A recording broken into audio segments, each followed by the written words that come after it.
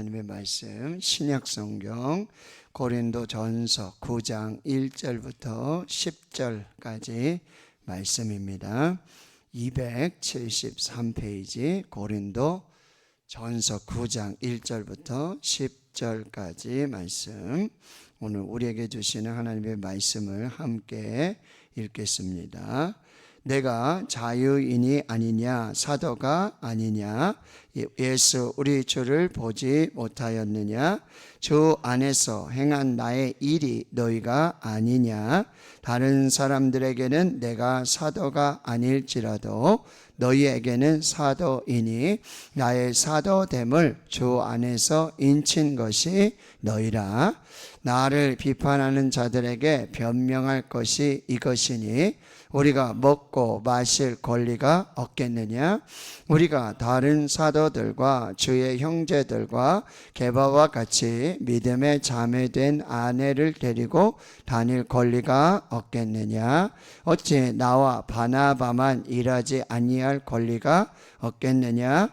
누가 자기 비용으로 군 복무를 하겠느냐?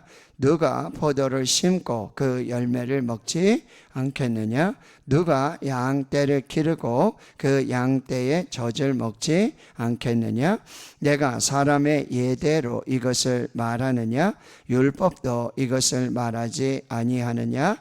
모세의 율법에 곡식을 밟아 떠는 소에게 망을 씌우지 말라 기록하였으니 하나님께서 어찌 소들을 위하여 염려하심이냐?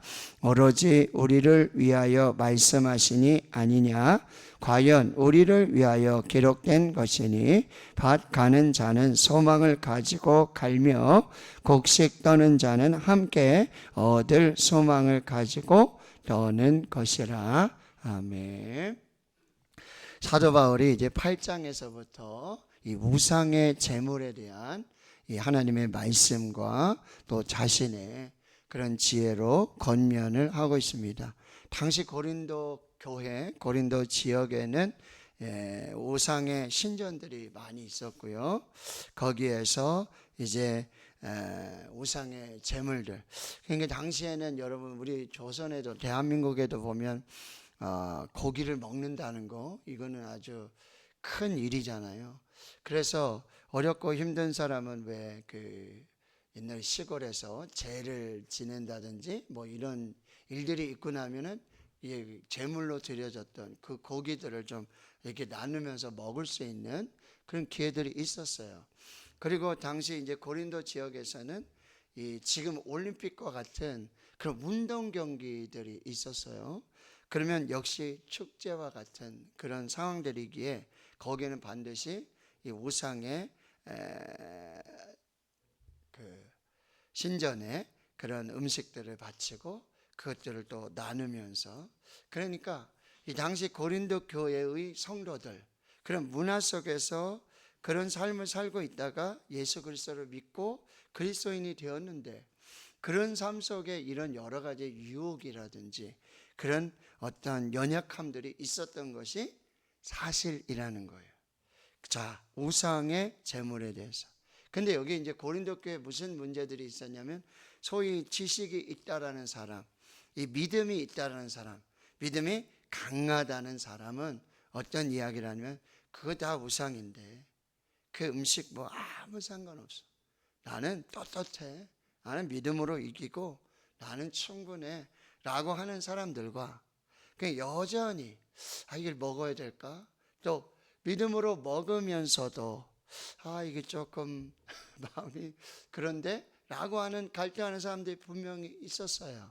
그런데 지금 그 모든 것은 지식들, 이 믿음이 강하다고 이렇게 하는 사람들은 이 교만함을 드러낼 수 있다는 거죠.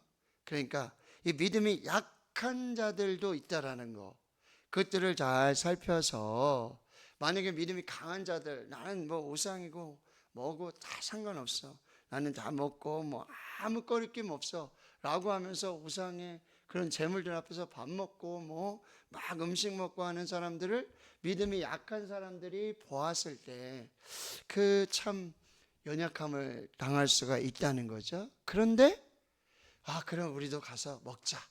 그런데 또 마음이 그런 거예요. 믿음이 연약해서. 그렇다면 이 형제에게 죄를 짓게 하는 게 아니냐. 근데 이 형제를 위해서 예수님께서 십자가에서 죽으셨는데 그런 일들을 하게 된다면 이 형제가 실족이 될 텐데, 그렇다면 바울이 그런 얘기하는 거예요. 나는 이 음식 때문에, 우상의 제물 때문에, 나의 어떤 믿음의 강함, 어떤 이런 것 때문에 내가 음식을 막 먹고 막 이런 것 때문에 믿음이 약한 자들이 시험에 들고 실족하게 되는 일이 벌어지게 된다면 나는 영원히 고기를 먹지 않겠다는 거죠. 나는 충분한 믿음이 있고 충분하게 그걸 다 할 수 있어요. 근데 우리 교회의 형제들이 실족하고 시험에 들고 연약하여 진다면 나는 그 권리, 그 자유, 그 믿음, 이걸 내가 스스로 내려놓겠다, 포기하겠다. 그렇게 하면서 8장이 끝났는데 이제 9장, 10장에 걸쳐서 이야기가 계속 이어지는데 여기 플러스에서 뭐예요? 사도권의 이야기가 나오는 거예요. 자, 이 바울은 고린도 교회에서 바울은 12사도에 들지 않았잖아요. 실제적으로. 그렇기 때문에 이 고린도 교회와 성도들은 바울을 사도로 인정하지 않았어요. 그 문제가 바울에게도 굉장히 큰 부담이 됐어요. 그래서 고린도 전서와 고린도 후서에 그 이야기를 종종 언급을 해요. 자, 그런데 이 우상의 제물에 관련된 이런 물음과 이런 대답 속에서도 이 사도의 권리, 이런 부분들을 지금 이야기하는 거예요. 자, 9장 1절을 보세요. 자, 내가 자유인이 아니냐. 내가 자유가 있다. 분명히 나도 자유가 있고 사도가 아니냐? 나도 사도이다. 예수, 우리 주를 보지 못하였느냐? 바울이 봤죠. 다메섹 도상에서 빛으로 오시는 부활하신 예수님을 만났잖아요. 그리고 여기 사도라는 개념은 사도행전에 여러분 가룟 유다가 이제 죽게 되고 한 명이 공석이 되니까 거기 12사도를 세우기 위한 12 어떤 이스라엘 지파의 새 이스라엘 지파의 완성이라고 보면 돼요. 그래서 마띠아를 뽑게 되는데 그 기준이 뭐였냐면 예수님께서 복음을 전하실 때부터 함께 하던 자고, 그리고 그 복음을 전하는 자격이 있으면 거기에 추천을 받게 되는 거예요. 충분히 사도 바울은요 그런 자격이 있어요. 그런데 사도로 인정하지 않고, 자 보세요. 주 안에서 행한 나의 일이 너희가 아니냐. 내가 주 안에서 이렇게 교회를 섬기고 복음을 전하고 이런 사도의 사역들 하는 이 일의 결과가 너희들이라는 거예요. 내가 사도로 이 자격을 받는 것이 충분하지 않겠느냐라고 지금 이야기하는 거죠. 그런 문제들 때문에 여러분 예루살렘 교회 가서 이 바울과 바나바가 굉장히 사도적인 어떤 이런 부분에 있어서 그런 어떤 문제가 되었지만, 거기 예루살렘의 베드로, 야고보, 요한이라든지 이런 사도들도 바울을 사도로 인정하고 바울이 전한 복음을 인정하고 그렇게 정말 이 사도로서 인정을 했고, 내가 교회를 세우고 성도들을 섬기는 이 일, 그래서 2절에 보는 거예요. 다른 사람에게는 내가 만약에 사도가 아닐지라도, 다른 교회와 다른 성도들에게 내가 사도라고 인정받지 못할지라도 너희 고린도 교회 너희들에게는 내가 사도다. 나의 사도됨을 주 안에서 인친 것이 너희라. 너희들이, 교회와 성도들이 내가 사도임을 하나님 앞에 인침을 받고 인정을 받고, 그렇게, 그래서 이제 고린도전서 고린도후서에 뭐예요? 너희가 그리스도의 편지고 너희가 그리스도의 향기다. 너희가 나의 추천서다. 너희가 나의 복음의 열매다. 뭐예요? 내가 사도의 사명을 감당한 그런 열매가 바로 너희다. 이게 무슨 소리 하는 거냐? 라고 얘기하면서 3절에 이제 나를 비판하는 자들, 무슨 얘기죠? 나를 사도로 인정하지 않고 특별히 우상의 제물에 대해서, 아니 왜 그 못 먹게 하느냐, 이런 얘기예요. 나는 믿음이 있고 나는 충분히 그거를 다 할 수 있는데 왜 굳이 못 먹게 하느냐, 왜 형제가 실족하든 말든 내 자유고 내 권리인데 왜 그거 가지고 왜 이렇게 얘기를 하느냐고 하는 바울을 비판하는 사람들이 있었어요. 그들에게 변명한다는 거예요. 어떻게 해요? 우리가 먹고 마실 권리가 없겠느냐? 우리가 누구예요? 바울과 바나바죠. 동역자. 자, 보세요. 우리도 먹고 마실 권리가 있다.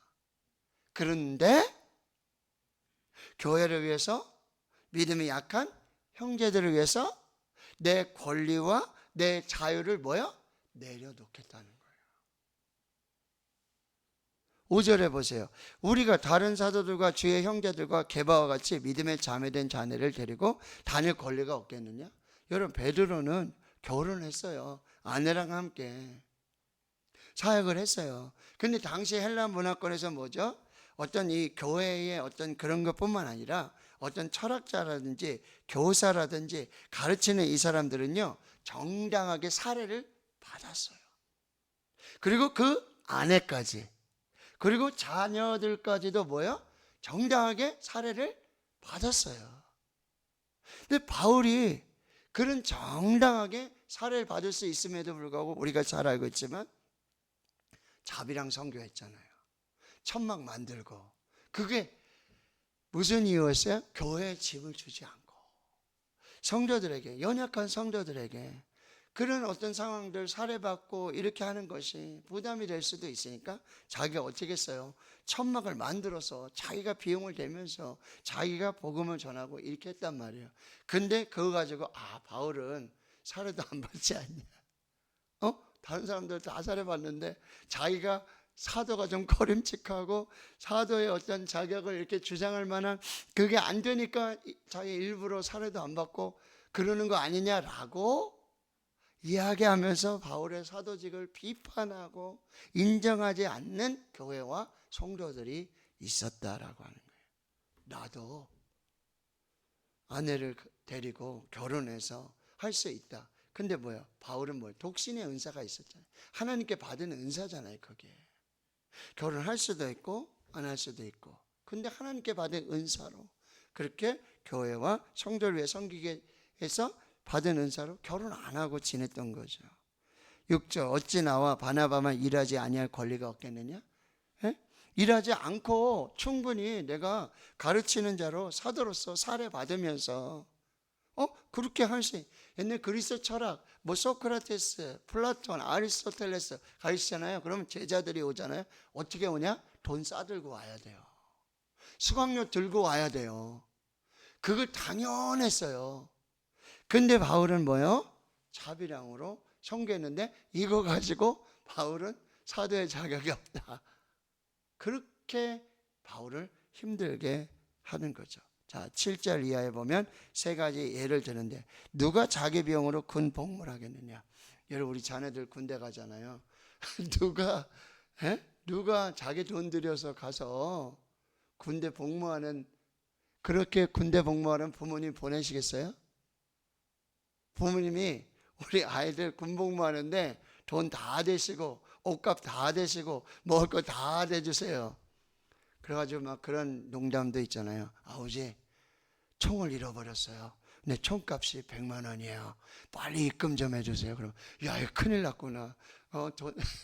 막 이렇게 말도 안 되는 그런 뭐 유머 같은 이야기지만 누가 여러분 아들을 군대 보내는데 돈 다 비용 내가지고 군복무하라고 그러면 어느 부모님이 어느 자녀를 군대 보내겠습니까? 그런 거 없지 않냐? 누가 포도를 심고 그 열매를 먹지 않겠느냐? 아니, 포도를 심었는데 다른 사람이 다 드세요. 나는 안 먹어도 됩니다. 이런 사람이 어디 있어요? 양떼를 기르어요. 목자예요. 양을 다 기는데 나는 양고기 아무것도 안 하는, 다 이런 사람이 어디 있겠느냐?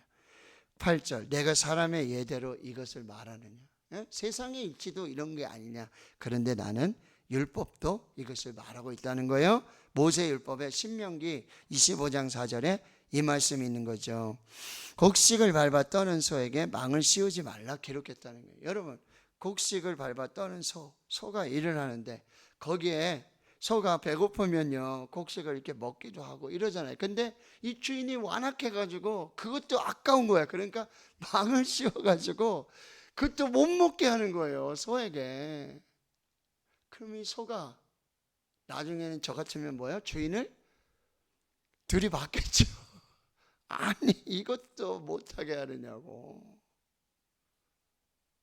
소에게 망을 씌우지 말아라. 그거 아까워서. 그것마저도. 그래서 율법으로도 곡식을 밟아주는 소의 멍에 망을 씌우지 말라고 기록되어 있지 않느냐. 그런데 하물며 주의 일을 하고 교회를 섬기고 성도들을 섬기며 복음을 전하며 이 일을 하는 자의 사례, 비용, 이거 어떻게 생각하느냐 지금 묻고 있는 거예요. 근데 하나님께서 어찌 소들을 위하여 염려하니? 이게 소 때문이냐? 겉으로는 그럴 수 있죠. 그러나 결국 누구를 위함이요?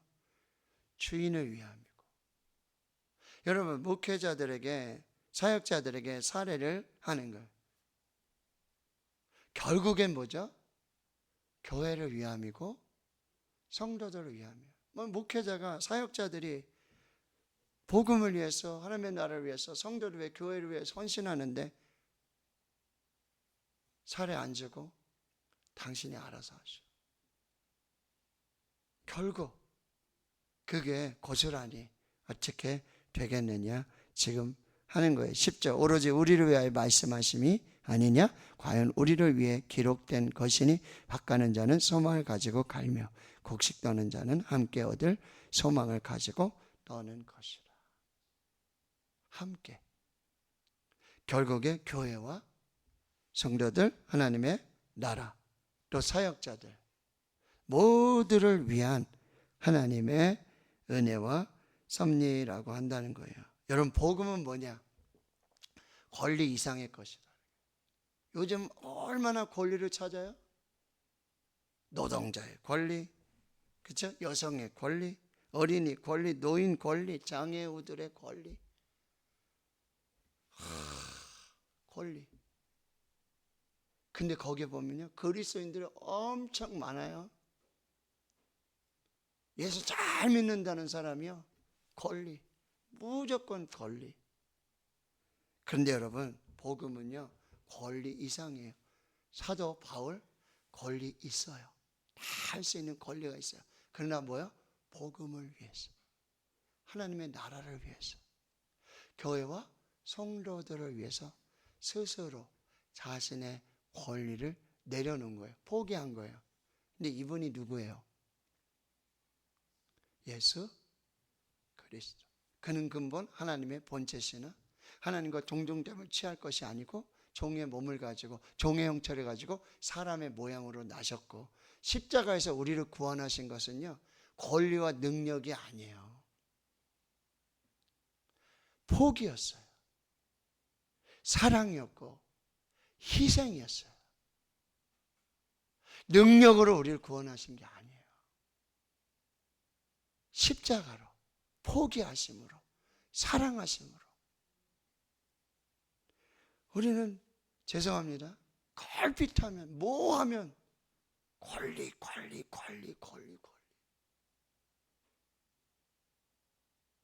복음은요 권리 이상, 권리보다 더 커요. 더 넘쳐요. 내가 사람의 마음과 천사의 말을 할지라도 사랑이 없으면 소리나는 구리에 울리는 꽹과리가 되는 거예요. 내가 예언한 능력이 있어 모든 비밀과 모든 지식을 알고 또 산을 옮길 만한 모든 능력이 있을지라도 사랑이 없으면 내가 아무것도 아니에요. 내가 있는 모든 것으로 구제하고 또 내 몸을 볼살하게 내줄지라도 사랑이 없으면 내게 아무 유익이